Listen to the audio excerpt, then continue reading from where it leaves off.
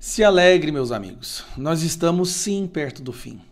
O Moraes está num estado de desespero patológico e cometendo sérios erros. Está se sentindo acuado, pela primeira vez está percebendo que ele não vai conseguir manter esse império que ele criou. E isso é perceptível nas ações e decisões dele ao longo dos últimos dias. Vamos pegar apenas os últimos 10 dias e você vai entender o nível de desespero dessa pessoa, porque está percebendo que ele já não tem mais a capacidade de se manter no poder. Primeiro, vocês se lembram quando ele tomou essa decisão. Moraes ele decidiu censurar Bolsonaro, impedir Bolsonaro de dar entrevistas. Neste momento, a própria imprensa que fez campanha para ele de forma fervorosa admitiu que ele estava exagerando, que isso era simplesmente irracional. E vários juristas concordaram também. Juristas listam exageros em decisões de Moraes contra Bolsonaro. Isso foi só o começo. A partir desse momento, nós começamos a ter eventos e atos pelo resgate do Brasil, um movimento Reage a Brasil em todas as cidades do nosso país. E nós começamos a perceber que a população já não estava mais com medo, que o povo quer voltar para as ruas. E é buzinaço, adesivaço, faixas espalhadas pelo país, todo mundo pedindo fora Moraes.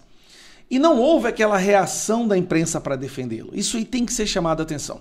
Não houve o que, como havia antes, uma reação fervorosa da imprensa, contundente, na defesa do Alexandre de Moraes, como se defendê-lo fosse defender a democracia. Muito pelo contrário, houve um afastamento da imprensa. O centro não fez nenhuma menção, os presidentes da Câmara, dos deputados, nem do Senado, nenhuma postagem institucional em defesa do Alexandre de Moraes. O que veio, na verdade, foram mais certezas de sanções vinda dos Estados Unidos. E aí, o Moraes fez isso aqui, ó. Moraes bloqueia bens, contas e PIX de Eduardo Bolsonaro. Moraes bloqueou as contas do deputado federal, o recordista de votos na história do Brasil. Ele bloqueou as contas dele. Não satisfeito, ele cometeu um gravíssimo erro. E aqui não tem como ninguém concordar com isso. O Moraes bloqueou as contas da esposa do Eduardo Bolsonaro, a Heloísa. Uma mulher, mãe de 2 filhos, que não tem absolutamente nada, nunca militou, nunca deu entrevista política, nunca fez nenhuma articulação. Ele bloqueou as contas dela também, não só do Eduardo, mas também da esposa do Eduardo. Então ele está pegando o que ele acredita ser a punição para uma pessoa e começando a jogar para as pessoas próximas a ela, o que é proibido pela nossa Constituição. Você não pode punir alguém pelo crime de outrem. Não dizendo que houve crime do Eduardo. E todo mundo sabe que não houve, absolutamente zero. Mas aí ele está perseguindo a família do Eduardo Bolsonaro. E aí é onde é que ele surtou. Nós temos um deputado federal chamado Felipe Barros, que é o presidente da CREDEM. Ele é o presidente da Comissão de Relações Exteriores.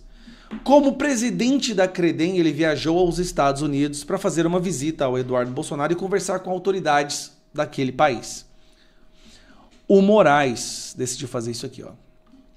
Moraes inclui deputado Felipe Barros em inquérito de Eduardo Bolsonaro. Ele incluiu o Felipe Barros, alegando que o Felipe Barros fez uma reunião para que teriam discutido sanções contra o ministro Alexandre de Moraes sob a alegação de suposta censura generalizada. Agora, o que você entende é o seguinte?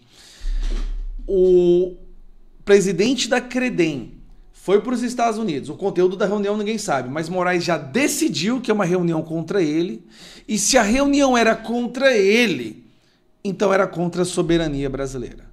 E por ser contra ele, deve-se colocar o nome de Felipe Barros no inquérito. Olha a loucura, isso não é coisa de gente normal. Nós todos já sabíamos que algo não esquisito funcionava ali.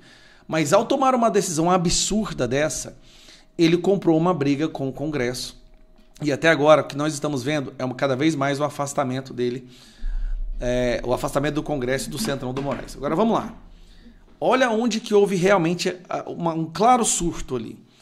O deputado Hélio, conhecido como Hélio Negão, e o deputado Crisóstomo foram para a Praça dos Três Poderes fazer uma manifestação pacífica e silenciosa, com esparadrapo na boca. Você deve ter visto a imagem do Hélio com esparadrapo na boca. Eles sentaram na Praça dos Três Poderes para fazer uma manifestação pacífica. Impedir manifestações pacíficas é algo vedado pela Constituição, porque isso só acontece em ditaduras. Única e exclusivamente em ditaduras, você terá notícia do governo, do Estado, tentando impedir uma manifestação pacífica. Mas aqui no Brasil, isso aconteceu. Olha só, onde mais isso acontecia também, que eu quero mostrar para vocês aqui, para vocês entenderem a situação que nós estamos. Maduro proíbe manifestações que possam atrapalhar constituinte. Oposição amplia protesto nessa sexta-feira. Então, o Moraes decidiu fazer uma decisão no fim da noite, quase meia-noite, mandando a polícia prender os deputados federais por estarem praticando um crime. Preste atenção. Você só pode prender um deputado federal por flagrante de crime inafiançável. Ele mandou prender 2 deputados, na verdade ele mandou prender 5. Só que ele estava num susto tão grande que 3 desses deputados nem sequer estavam lá. Eles nem sequer estavam no local, mas sai a decisão de que se esses deputados não saíssem de lá, eles deveriam ser presos.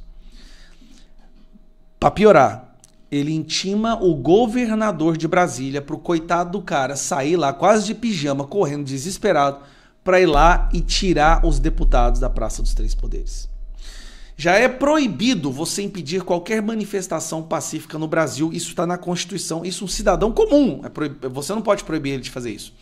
O Moraes proibiu 5 deputados e determinou, algo que não é da prerrogativa dele, estabelecer um perímetro de 1 quilômetro ali, na esplanada dos Três Poderes, dos ministérios, para que não houvesse manifestação. 1 quilômetro.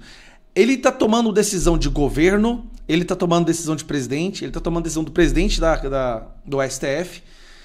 Não existe o menor cabimento às decisões que o Moraes tomou ali. O que isso nos mostra?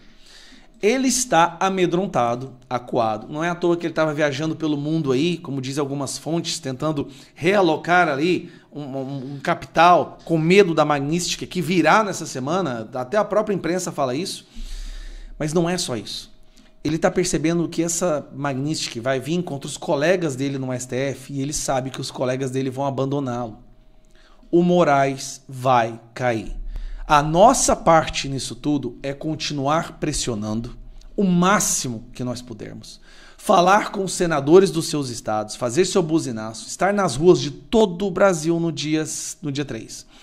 Não importa, se na sua cidade é pequena, não vai ter ninguém, vai para a cidade que vai ter. Deve ter uma capital aí perto da sua cidade, é uma cidade de grande porte, que vai ter essa manifestação e vá. Reaja, Brasil, pelo amor de Deus, esse é o momento de reagir. E por isso eu estou te falando aqui, ó. O que está vindo por aí, a pressão sobre ele, a forma como ele está acuado, cometendo erros de confundir mais com mas, as decisões dele estão saindo cheio de erros ortográficos. É um cara que está completamente surtado. E depois da defesa do Felipe Martins, quando o Felipe Martins mostrou todos os crimes que foram cometidos contra ele, a mando do Alexandre de Moraes, o Alexandre de Moraes se tornou hoje uma pessoa simplesmente indefensável, até mesmo para a imprensa militante.